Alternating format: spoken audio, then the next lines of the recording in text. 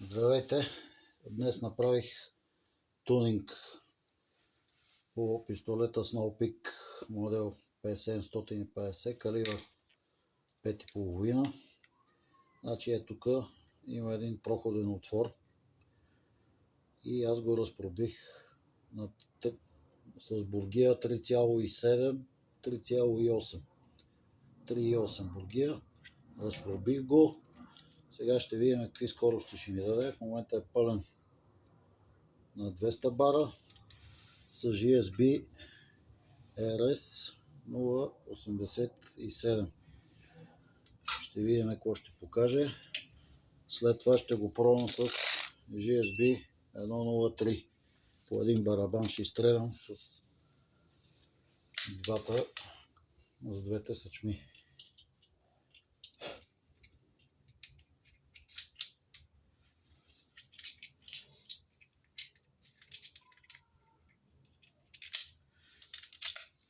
Сега ще видим с GSB 087 какво ще покаже.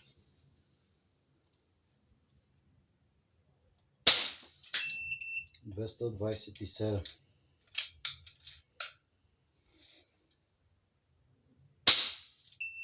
231.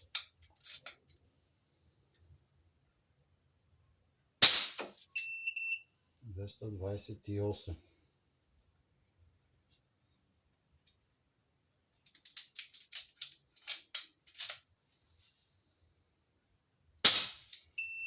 228. Друго нищо не е правилно по пистолета, само съм увеличил малко редукторното налягане на самия редуктор. 232, 234, 231. Така, завърши един барабан. Сега ще сложа GSB 103 и ще видим какви скорости ще покаже. Така, заредих втори барабан, GSB 103.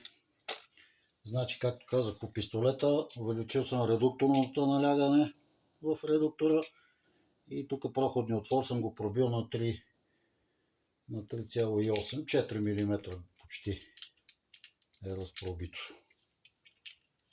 Сега ще видим с тези съчми какво ще покаже.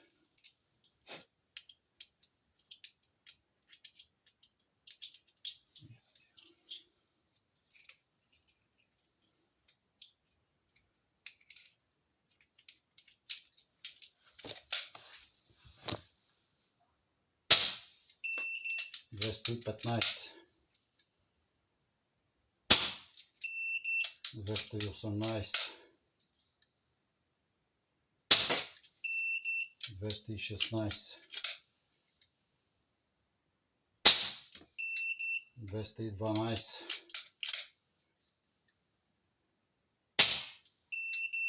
211, 211, 211. Това е последната съчма. Налягането е 130 бара в момента. Не знам дали се вижда. Ето. Мисля, че добре се представя пистолета. Това е за днес.